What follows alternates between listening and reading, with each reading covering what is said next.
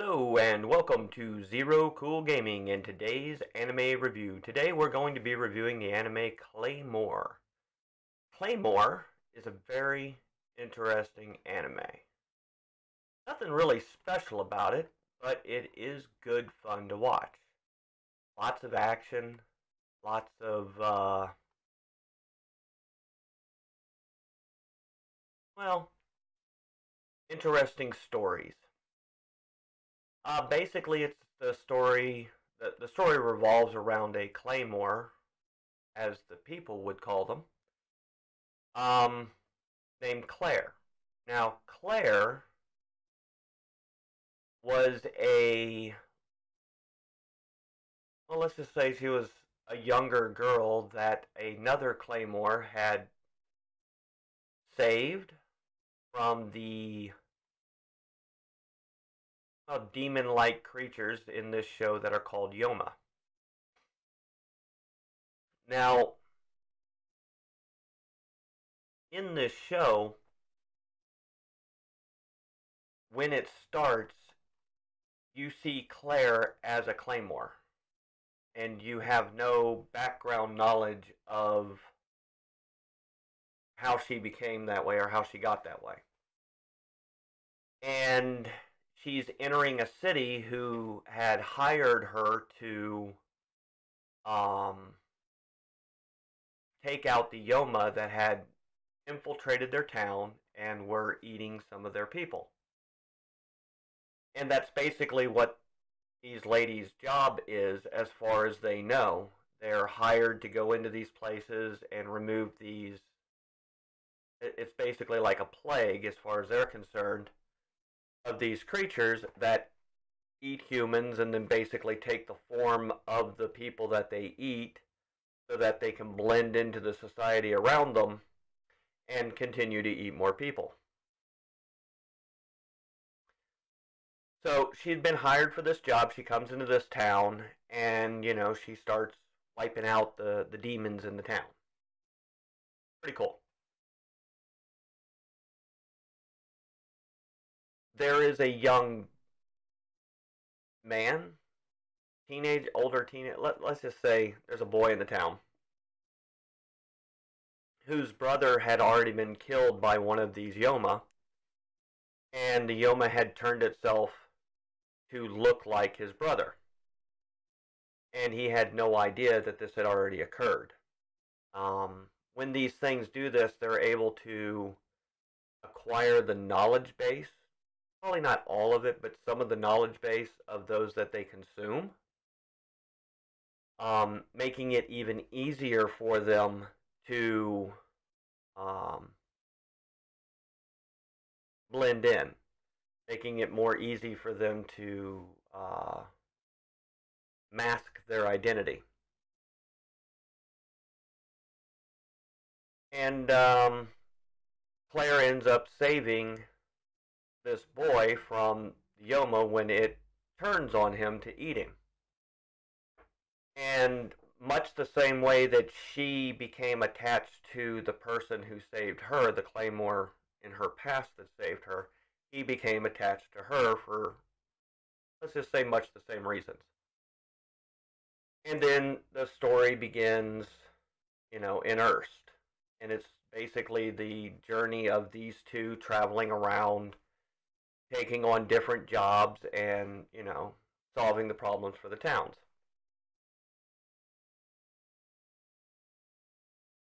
Eventually,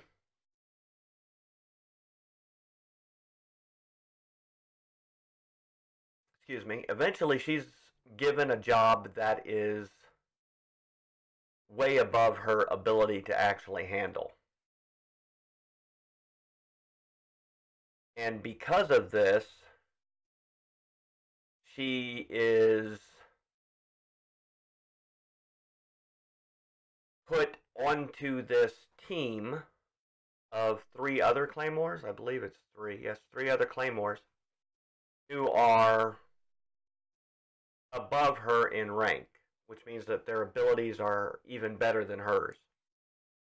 And they're tasked with taking out what they call awakened beings, which there's a whole.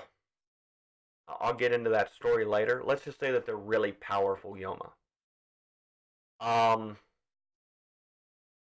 so she goes on to this task with these other three girls, and they go after this awakened being.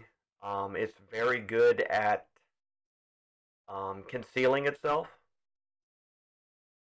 to the point that they almost didn't realize what it was, and at first, initially, did not see it for what it was, which is to them almost unheard of because they have the ability within them to detect Yoma. But this awakened being was beyond their detection, which I could see how that would be terrifying to them, especially since it's able to look like a human without actually being one. And there's some fights and whatever, and they take it out. Well, upon doing so, they realized that their task wasn't actually to kill this thing.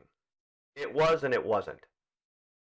The company, let's say it's the company that they work for, did not expect them to survive this task.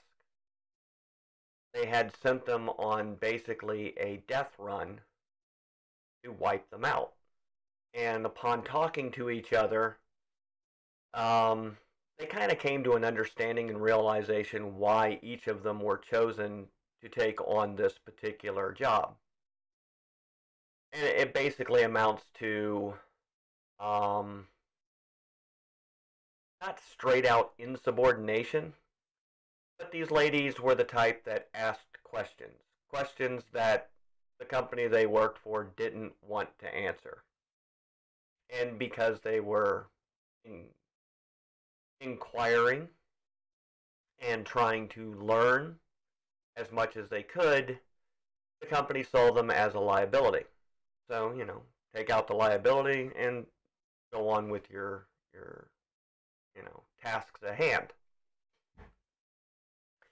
Needless to say, that kind of upset these ladies just a little bit, and they kind of, let's say, created a pact that if they find out any information, they'll share that information with each other so that they can become more knowledgeable about what's actually going on, because they know that there's something else going on besides what they've been told. They don't know what it is. It's just more of a feeling that they have because of the situations that they see occurring around them and the types of work that they do. Things just don't add up. What they've been told and what they're seeing in the world around them just don't add up. They can't put their finger on it, but they know it's there. So they survive, obviously, and the story moves on, and some other things happen, and as a result, Claire essentially goes rogue from the company, and the boy that she saved, she tells him to go his own way, and they'll meet up later sometime in maybe years from now. And that's just the way things have to be right now because she's essentially on the run. And, the story continues on. Some other things happen. And the company gives her a way out, let's call it. Instead of being hunted down and killed by somebody else in the organization, they tell her that she could go on a mission, which is essentially another death run. And if she survives, they'll let her do what she wants. They won't hunt her anymore. They'll let her, basically be a rogue agent, and she can do what she wants with the rest of her life. At least that's what they tell her. And she decides, that's a good idea. It's better than having to look over my shoulder for the rest of my life and wonder when my last day will be. And she goes on the mission, And unbeknownst to her, the boy that she'd saved learned through the grapevine, shall we call it, that she was in this town in the far north, and she was going to be fighting these Yoma, these awakened beings. So he starts to head that way too. Pretty cool. And then there's a big battle between because there's like a lot of claymores in this town because again, there's something going on that these girls don't realize, but it doesn't truly match up with what's going on in the world around them. And all four of these girls that already realized this ended up in this town as well. They were all basically sent to die.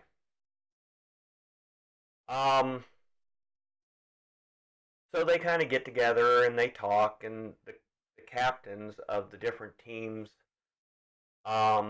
split, everybody up into their respective teams to fight this big battle that's going to happen. And, the fun begins. By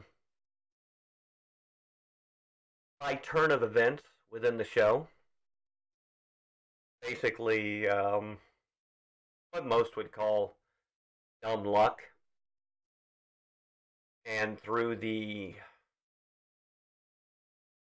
let's say, the use of what they call like half awakening, they're able to get out of it alive.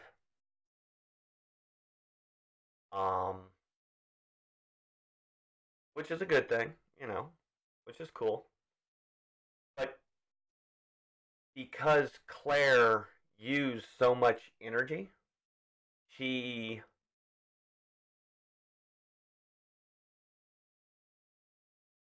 put off a sense, how do you pronounce that? An aura that another awakened being was able to feel. And it's the same aura that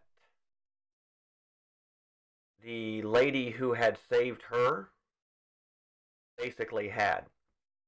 Because what the company did was they used,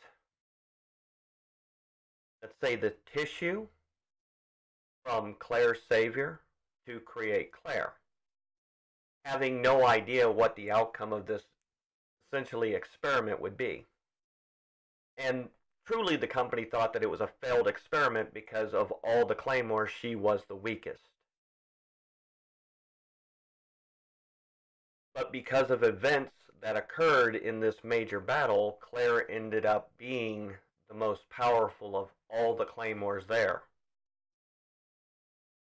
The weakest until awoken, basically. And then once awoken, she was the most powerful.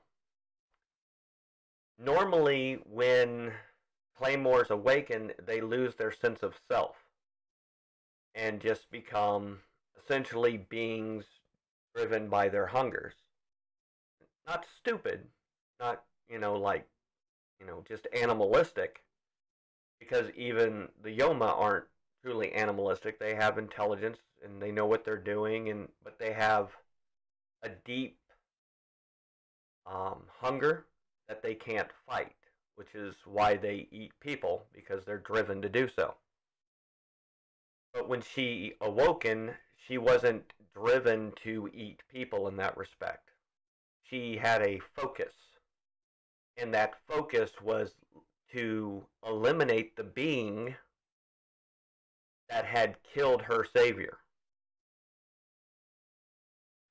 And that being was another awakened Yoma. And of course, there's a battle between the two, and Claire wins, and at the end of it, just when she's getting ready to kill this awakened being, the guy that she had saved stops her from doing so. And in doing that, she herself was able to return to a human form and retain her sense of self, which does have meaning beyond what this cartoon presents. And we're going to get into that meaning here right now, basically. Um, and that's where the cartoon, the anime ends, is with her retaining her sense of self, and then her and this guy Rocky is his name. They walk off, basically into the sunset for, and the story continues, that kind of thing. Um, Upon reading more about this show than what is in the show, there's a let's just say that the entire island, and it's a huge island, it's a huge landmass. Let's say it's a place, like the size of, um, excuse me, like the size of Australia. It's huge. It's a huge island. There's mountains, there's deserts, there's rivers and forests, all of that stuff on this one landmass. And all Claymores, as far as they know, that is the whole of the world.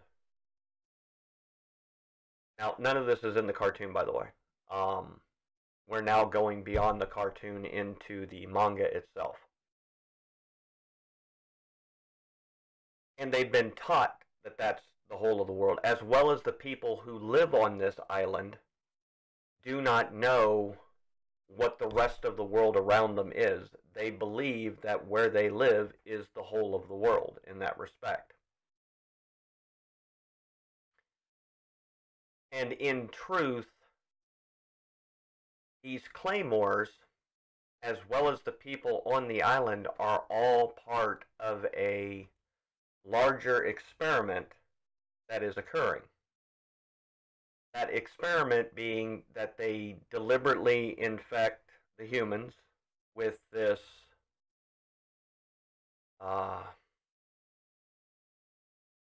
tissue, this being, this parasite, to turn them into Yoma. And they deliberately create Claymore as a anti-measure to that, in an effort to try to create a weapon, a biological weapon, capable of standing up against a alien invader that has basically invaded the planet and taken rule of the planet. And everything that occurs on this island through the entire anime is all part of one big experiment. An experiment basically to create the ultimate weapon, or at least something that's capable of standing up against the alien invaders. And Claire ends up being the closest thing that they've ever gotten to that, which is a human being that retains their sense of self while being able to fully awaken themselves and control that ability. So, it's the old trope of the weak failed experiment becomes the end result of the most, or not the most, of the closest they've ever come to creating what they've been trying to create for years, probably generations. I haven't read all of the manga, just a little bit of it beyond what this story is, to kind of get an idea. And I was like, yeah, that's a cool story. Because truly there's nothing deep about this story, other than which isn't really gone over in the anime, other than the fact that they, are part of a experiment, a rather cruel one in that respect. But when you consider what it is that the world is dealing with on the outside, extreme circumstances sometimes call for extreme measures. There's no telling what we would do when faced with such an overwhelming force in that respect. And humans are definitely faced with an overwhelming force that they have no chance of of of beating. So they're just forced to live in servitude of this alien invader. Um, so it's a unique premise. Um, but like I said, there's nothing really uh, extreme about it in that respect. It's just good fun. It's a well written story. The whole thing is. Um, it's got good action in it, like I said, and it's good entertainment. It's fun to watch. Um, but it doesn't like teach any deep morals or values or anything like that. It is what it is. It's just a good piece of entertainment. Okay, so that's my review for the day, and I hope you enjoy the rest of yours.